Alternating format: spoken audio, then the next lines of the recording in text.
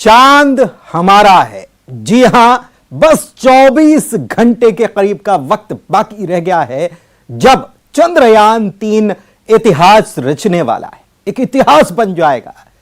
नमस्कार, स्वागत आप सभी का। आपके साथ मैं हूं पुनीत मिश्रा।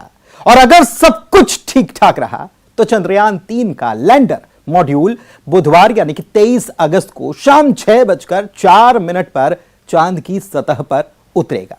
इसके लैंड करते ही भारत में जोरदार जश्न होगा, लेकिन भारतीय अंतरिक्ष अनुसंधान संगठन यानी कि इसरो के लिए काम यहीं से शुरू होने वाला है।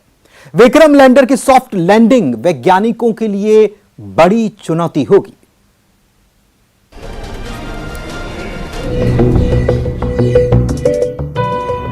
बस एक छलांग और हिंदुस्तान का चंद्रयान सीधे चांद की धरती पर पहुंच जाएगा। बस एक दिन बाद हिंदुस्तान का वो सपना पूरा हो जाएगा जिसे लंबे वक्त से संजोया जा रहा है। और इसी के साथ हिंदुस्तान इतिहास की इबारत लिख लेगा। पूरी दुनिया की नजर भारत के चंद्रयान पर आ टिकी है। वहीं पूरा देश इतिहास बनता देखने के लिए बेकरार है। जैसे जैसे घड़ी करीब आ रही है, वैसे वैसे इसरो में हलचल बढ़ गई है। वैज्ञानिकों के दिलों की धड़कन तेज हो गई है। लैंडर विक्रम को 23 अगस्त की शाम को चांद के दक्षिणी ध्रुव पर सॉफ्ट लैंडिंग कराने की पूरी तैयारी है। वैज्ञानिकों ने इसकी टाइमिंग शाम 6:04 की रखी है। अगर सब इसरो की प्लानिंग के मुताबिक हुआ तो इस बार चांद पर तिरंगा जरूर लहराएगा। चांद के सफर पर निकला चंद्रयान-3 अब तक हर चुनौती और बाधा को पार करके अपनी मंजिल की तरफ बढ़ता जा रहा है। चंद्रयान के लैंडर को 23 अगस्त की शाम को 25 किलोमीटर की ऊंचाई से लैंड कराने की कोशिश की जाएगी और इस प्रक्रिया में 15 से 17 मिनट लगेंगे। लेकिन चंद्रयान के चांद पर उतरने के आखिरी 15 मिनट ही सबसे ज्यादा अहम रहने वाले हैं, क्योंकि इस दौरान चंद्रयान में थ्रस्ट फायर के साथ चांद पर लैंडिंग की कोशिश होगी। लैंडर की असली परीक्षा इन्हीं 15 मिनट में होगी, क्योंकि लैंडर विक्रम को खुद से काम करना होगा। इसरो से कमांड नहीं दी जा सकेगी। लैंडिंग के लिए मुफीद वक्त, सही ऊंचाई होना जरूरी है। इसके साथ ही सही मात्रा में फ्यूल का इस्तेमाल भी जरूरी है। इसीलिए इस अवधि को 15 मिनट्स ऑफ टेरर यानी खौफ के 15 मिनट कहा जाता है। लैंडिंग के लिए 4 फेज होंगे: rough braking phase, altitude hold phase, fine braking phase, terminal descent phase. Rough braking phase में लैंडर लैंडिंग साइट से 750 किलोमीटर दूर होगा और स्पीड 1.6 किलोमीटर प्रति सेकंड होगी। ये फेज 690 सेकंड तक चलेगा। हॉरिजॉन्टल स्पीड 358 मीटर प्रति सेकंड, तो वहीं नीचे की तरफ 61 मीटर प्रति सेकंड हो जाएगी। ऑल्टीट्यूड होल्ड फेज 10 सेकंड का होगा। इस दौरान हॉरिजॉन्टल वेलोसिटी 336 मीटर प्रति सेकंड और वर्टिकल वेलोसिटी 59 मीटर प्रति सेकंड हो जाएगी। तीसरे फाइन ब्रेकिंग फेज में विक्रम की ऊंचाई चांद से 800 से 1300 मीटर हो जाएगी। विक्रम के सेंसर चालू किए जाएंगे और हाइट नापी जाएगी। और आखिरी टर्मिनल डिसेंट फेज में विक्रम लैंडर 150 मीटर ऊपर आ जाएगा। लैंडर पर लगा हैजर्ड डिटेक्शन कैमरा सतह की तस्वीरें खींचेगा। अगर सब सही है तो विक्रम 73 सेकंड में चांद पर उतर जाएगा। लैंडिंग की शुरुआत के वक्त लैंडर विक्रम की रफ्तार करीब 6 किलोमीटर प्रति सेकंड रहेगी। 15 मिनट में ये स्पीड लगातार बदलेगी और आखिर में स्पीड 2 मीटर प्रति सेकंड लानी होगी। जब चंद्रयान की दूरी केवल 10 मीटर रहेगी तो उसके 13 सेकंड के अंदर ये चांद की सतह को छू लेगा। वैज्ञानिकों की कमांड पर लैंडर को चांद के दक्षिणी हिस्से पर लैंड कराया जाएगा और उसमें से रोवर प्रज्ञान बाहर निकलेगा। सीढ़ी के जरिए रोवर प्रज्ञान को उतारा जाएगा। उसके बाद रोवर चांद की सतह पर अपने प्रयोग करेगा। 14 दिन तक रोवर चांद में घूमेगा। रोवर पर लगे कई कैमरों की मदद से चांद के बारे में अहम जानकारी मिलेगी। यह अभियान चांद की सतह पर रासायनिक तत्वों और मिट्टी और पानी के कणों जैसे प्राकृतिक संसाधनों को देखेगा। चांद की बनावट को लेकर और भी नई जानकारी देगा। To start the launching maneuvers sometime later tomorrow. And we are just looking forward to that historic moment of soft. पिछली बार चंद्रयान-2 चंद्रमा में लैंड नहीं कर पाया था। इसरो पिछली बार की गलतियों से भली भांति वाकिफ है। इसरो के लिए इस बार चूक की कोई गुंजाइश नहीं है। इस बीच इसरो ने जानकारी दी है कि चंद्रयान 3 में सब कुछ नॉर्मल है और 23 अगस्त की शाम को 6:04 पर ही चंद्रयान को चांद पर टच डाउन कराया जाएगा। अगर हिंदुस्तान का मिशन मून कामयाब हो जाता है तो वो अमेरिका, रूस और चीन जैसे देशों की कतार में शामिल हो जाएगा और चंद्रमा के दक्षिणी ध्रुव पर लैंड करने वाला दुनिया का पहला देश भी बन जाएगा, क्योंकि अभी तक यहाँ कोई भी मुल्क नहीं पहुंच पाया है। Bureau report, news 18। तो चांद तो हमारा होकर ही रहेगा। 23 अगस्त की शाम को जब चंद्रयान 3 चांद की सतह पर कदम रखेगा तो हिंदुस्तान दुनिया के नक्शे पर ध्रुव तारे की तरह चमकेगा। पूरे देश में जश्न का माहौल होगा। लेकिन चांद पर लैंडिंग के साथ ही इसरो की चुनौतियां और भी बढ़ जानी।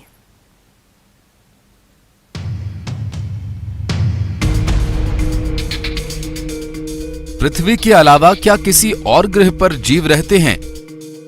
क्या इंसान कभी पृथ्वी छोड़कर दूसरे ग्रह पर भी अपनी कॉलोनी बना सकते हैं? इस तरह के किस्से साइफाई फिल्म्स में कई बार दिखाए जा चुके हैं, लेकिन हकीकत में अभी तक ऐसा कोई सबूत नहीं मिला। लेकिन इंसानी जिज्ञासा का कोई अंत नहीं, इसलिए धरती पर रहने वाले इंसानों के लिए किसी और ग्रह पर जीवन की खोज करना लगातार जारी है और इंसान की इसी जिज्ञासा और उत्सुकता को और बढ़ा रहा है चंद्रयान 3। अगर सब कुछ ठीक ठाक रहा तो चंद्रयान 3 का लैंडर मॉड्यूल बुधवार यानी 23 अगस्त को शाम 6:04 पर चांद की सतह पर उतरेगा। इसके लैंड करते ही भारत में जोरदार जश्न होगा। लेकिन भारतीय अंतरिक्ष अनुसंधान संगठन यानी इसरो के लिए काम यहां से शुरू होगा। इसरो वैज्ञानिकों के लिए असली काम लैंडिंग के बाद शुरू होगा। लैंडिंग के बाद इसरो के वैज्ञानिक उन डेटा का विश्लेषण करेंगे जो चांद से 5 वैज्ञानिक उपकरण भेजेंगे। ये वैज्ञानिक एक चांद पर एक दिन के लिए रोवर संचालन में व्यस्त रहेंगे। बता दें कि चांद पर एक दिन पृथ्वी के 14 दिन के बराबर होता है। लैंडिंग के तुरंत बाद विक्रम लैंडर का एक साइड पैनल खुल जाएगा, जिससे प्रज्ञान रोवर के लिए एक रैंप बन जाएगा। राष्ट्रीय तिरंगे और पहियों पर इसरो के लोगों के साथ 6 पहियों वाला प्रज्ञान 4 घंटे बाद लैंडर की गोद से चंद्रमा की सतह पर उतरेगा। इसके बाद ये 1 सेंटीमीटर प्रति सेकंड की गति से चलेगा और नेविगेशन कैमरों से चांद की जमीन को स्कैन करेगा। रोवर चंद्र रेजोथिल यानी मिट्टी पर तिरंगे और इसरो के लोगों के निशान छोड़ देगा, जिससे चंद्रमा पर भारत का निशान बन जाएगा। रोवर में चंद्रमा की सतह से संबंधित डेटा प्रदान करने के लिए पेलोड के साथ कई वैज्ञानिक उपकरण हैं। ये चंद्रमा के वायुमंडल के मौलिक संरचना का डेटा इकट्ठा करेगा और लैंडर को भेजेगा।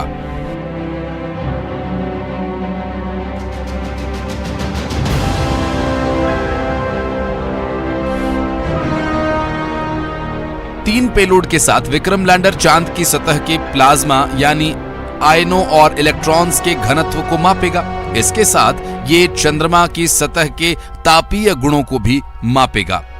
लैंडिंग स्थल के आसपास भूकंपीयता के मापन के साथ चंद्र परत की संरचना की तस्वीरें लेगा और सौर ऊर्जा से संचालित लैंडर और रोवर के पास चंद्रमा के परिवेश का अध्ययन करने के लिए लगभग 2 सप्ताह का समय होगा। रोवर सिर्फ लैंडर के साथ संचार कर सकता है, जो सीधा पृथ्वी से कंट्रोल होगा।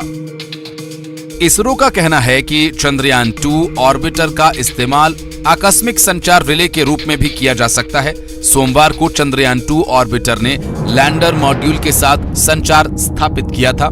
इसरो ने कहा कि पृथ्वी के 14 दिनों के दौरान रोवर द्वारा तय की गई वास्तविक दूरी का अनुमान अभी नहीं लगाया जा सकता है। इसरो के चेयरमैन ने बताया कि ऐसी संभावना है कि लैंडर और रोवर दोनों एक और चंद्र दिवस यानी पृथ्वी के हिसाब से 14 दिन तक जीवित रहेंगे।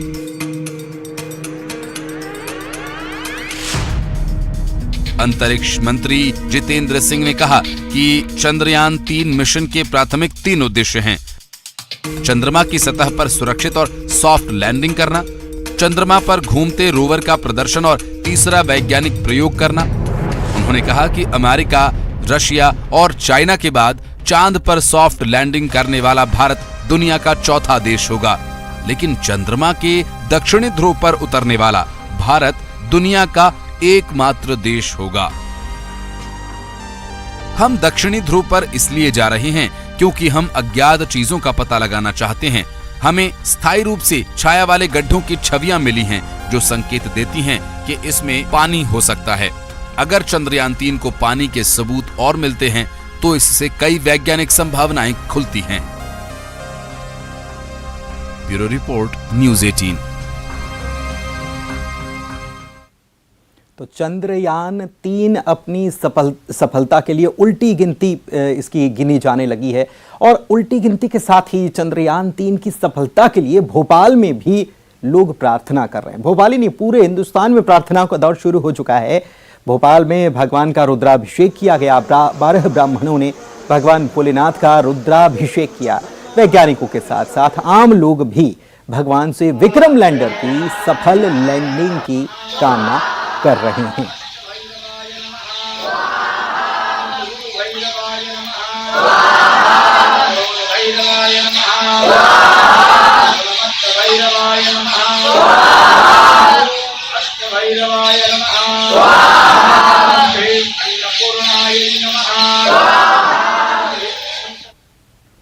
तो आपको याद होगा कि जब चंद्रयान 3 को पहले भेजा जा रहा था तब भी वैज्ञानिक पहुंचे थे भगवान से आशीर्वाद लेने के लिए, उसका छोटा मॉडल लेकर पहुंचे थे। और अब जब चंद्रयान पहुंचने वाला है तब भी ईश्वर से इसकी सफलता की कामना की जा रही है। हमारे साथ Saket Singh, curator regional science centre के हमारे खास मेहमान के तौर पर। साकेत जी, आपका बहुत स्वागत है। और साथ ही में जुड़े हैं आशुतोष पुरोहित, हमारे संवाददाता खरगोन से, क्योंकि खरगोन में भी प्रार्थनाओं का दौर चल रहा है ताकि हमारा चंद्रयान जो है वो सफलता की सीढ़ी जो है वो चढ़ जाए या सफलता की लैंडिंग कर जाए। साकेत सिंह साहब, सबसे पहले मैं आप ही के पास आता हूं। चंद्रयान 2 और चंद्रयान 3 दो फेल हो गया, लेकिन उसके बाद हमने फिर से एक चंद्रयान मिशन लॉन्च किया और अब वो सफलता की कहानी गढ़ने के लिए तैयार है। लेकिन डर इसी बात का है कि आखिरी मोमेंट पर जो पिछली बार हुआ था वैसा तो नहीं होने वाला। जी, सबसे पहले तो आपके न्यूज़ 18 के सभी दर्शकों को रीजनल साइंस सेंटर भोपाल की तरफ से बहुत बहुत शुभकामनाएं। और आपने जैसे कि सवाल रखा, हम भी 14 जुलाई से लेके कल सबसे फाइनल यूरेका मोमेंट्स वाला दिन है, बहुत सारे प्रोग्राम्स कर रहे हैं साइंस सेंटर में पब्लिक के लिए। और आप जो चंद्रयान 2 और 3 के बारे में जो जिक्र कर रहे हैं, तो मैं आपको बताना चाहूँगा, चंद्रयान 2 कंप्लीट फेलियर मिशन नहीं था। चंद्रयान 2 का ऑर्बिटर आज भी चांद की कक्षा में पूरा स्वस्थ होकर साइंटिफिक काम कर रहा है। एंड आपने सुना होगा कि कल परसों के बीच में कि उसने चंद्रयान 3 के लैंडर से भी संपर्क स्थापित कर लिया है। दोनों के बीच में बातचीत हो गई है, जैसे कि इसरो ने ट्वीट किया था। इसका मतलब है, जी बिल्कुल, बातचीत हो गई और उसने बोला कि आप आ गए हैं। मतलब हमारे बोलचाल की भाषा में हमारी जो हमारी ऑडियंस है, हमारे विजिटर्स हैं जो इस प्रोग्राम को आपको देख रहे होंगे सहजता से, कि भाई एक साइंटिफिक कनेक्शन बोल सकते हैं आप। ये कम्युनिकेशन जो हुआ है ये इस बात को दर्शाता है कि आप अंतरिक्ष में इतनी पेचीदगी भरे माहौल में आप उस टेक्नोलॉजी को अचीव कर रहे हैं कि आप वहां लैंडर के माध्यम से पहुंच रहे हैं। और आपका लैंडर आज से बहुत मतलब कितने साल हो गए, 2019 में पहुंचे हुए चंद्रयान 2 के ऑर्बिटर से कनेक्शन एस्टैब्लिश कर लेते हैं। यानी अब आपका लैंडर चंद्रयान 2 के ऑर्बिटर के माध्यम से पृथ्वी के साथ संपर्क में भी जुड़ गया है। तो पेचीदगियां ऐसी हैं, चंद्रयान 2 का जो लैंडर था विक्रम, वो जब चांद की सतह पे पहुंचने के लगभग 2.1 किलोमीटर, लगभग 2 किलोमीटर के आसपास ऊपर, उसमें हार्ट ब्रेकिंग मैकेनिज्म में उसकी लैंडिंग प्रक्रिया में गड़बड़ी आ जाने से वो क्रैश हो गया, यानी वो लैंडिंग अनकंट्रोल्ड हो गई। और भाई साहब फुल स्पीड के साथ जिस भी वेलोसिटी से थे वो टकरा के ध्वस्त हो गए। लेकिन ऑर्बिटर तो सही था, तो पार्शियल फेलियर कहेंगे। लेकिन अंतरिक्ष की दुनिया में फेलियर कुछ नहीं होता। हमें हर एक्सपीरियंस सीखने का मौका देता है, लर्निंग एक्सपीरियंस होता है। और ये जो चंद्रयान 2 के लैंडर ने हमें एक चीज बात बताई कि आप अगर गौर करें ध्यान से, कि चंद्रयान 2 का लैंडर अपनी फाइनल ऑर्बिट में पहुंच चुका था, उतरने वाली जगह पे भी पहुंचने वाला था। तो जो प्री लैंडिंग ऑर्बिट है उसके साथ वो उतर ही रहा था। यानी इसरो ने वो सब चीजें पूरी यथावत कर ली थी। सिर्फ उतरने की प्रक्रिया में गड़बड़ी के कारण वो लैंड नहीं कर पाया सॉफ्ट लैंडिंग के माध्यम से। जो बेहतर अनुभव हम चंद्रयान 3 के लैंडर में देख पाएंगे। इसमें वो चीजें जो हमने सीखी हैं चंद्रयान 2 के अनुभव के टाइम पे हमारे इसरो की टीम ने, साइंटिस्ट जो इंजीनियर्स हैं, उन चीजों को दुरुस्त किया गया है। नए सेंसर्स हैं, क्या इंजिन्स के नंबर बदल दिए गए हैं, एल्गोरिथम बहुत अच्छी कर दी गई है। सहज भाषा में कहें कि साइंटिफिक उपकरणों के अलावा अगर बदलाव हुआ तो इसकी इंजीनियरिंग में हुआ है कि इस मैकेनिज्म को, ताकि किसी भी स्थिति में अगर इसकी लैंडिंग होती है तो बिना नुकसान पहुंचाए लैंडर को और उसके अंदर रखे हुए रोवर को, जो चंद्रयान 3 का लैंडर उतरेगा तो कुछ घंटों बाद रोवर भी बाहर आएगा। आपके दर्शकों को एक चीज और हम बता दें इस मामले में, जी हाँ, प्रज्ञान रोवर है उसका, विक्रम तो लैंडर का नाम हो गया। अब ये चंद्रयान 3, आप देखिए, भारत एकमात्र राष्ट्र है पूरी दुनिया में आज जिसके 3 स्पेसक्राफ्ट चांद की कक्षा में हैं। आप बोलेंगे कि ये जनाब 3 स्पेसक्राफ्ट कौन से हैं? एक चंद्रयान 2 का ऑर्बिटर है, चंद्रयान 3 का प्रोपल्शन मॉड्यूल जो चंद्रयान 3 के लैंडर को लेके गया वो भी कक्षा में है, और ये चंद्रयान 3 का लैंडर भी 25 बाई 134 किलोमीटर की ऑर्बिट में है जब तक ये उतर नहीं जाता।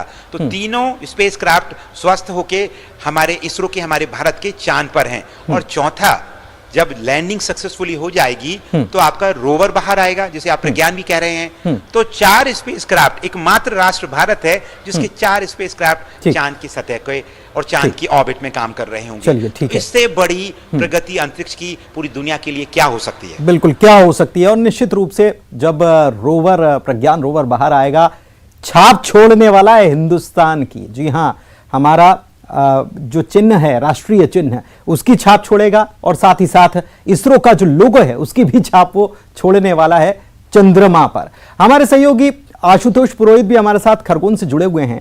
आशुतोष, चंद्रमा को अभी तक तो चंदा मामा हम कहते थे, या सुहाग के तौर पर भी करवा चौथ पर चांद को देखा जाता है, लेकिन अब समझने लगे हैं कि चांद का महत्व क्या है वैज्ञानिक तौर पर।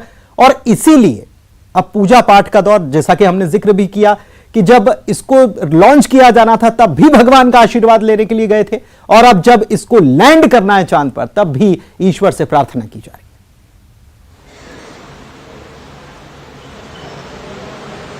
पुनीत, मैं आपको बताना चाहूंगा कि मैं अभी खरगोन के सिद्धनाथ महादेव मंदिर में मौजूद हूँ। यहाँ पर चंद्रयान 3 की सफलता को लेकर लगातार पूजन का दौर शुरू हो गया है। श्रद्धालु, विशेष रूप से शिवडोला समिति और सिद्धनाथ महादेव मंदिर की जो समिति है, उनके जो भक्तगण है, वो लोग लगातार पूजा अर्चना कर रहे हैं, और सभी लोग ये मनोकामना कर रहे हैं भगवान भोलेनाथ से। सावन का महीना चल रहा है कि जो इसरो ने प्लानिंग करी है उसी अनुसार ये लैंडिंग हो और चंद्रयान, हमारा जो 3 अभियान वो सफल हो। हमारे साथ श्रद्धालु मौजूद है, क्या कहना चाहेंगे आप? किस प्रकार का पूजा अर्चना चल रही है?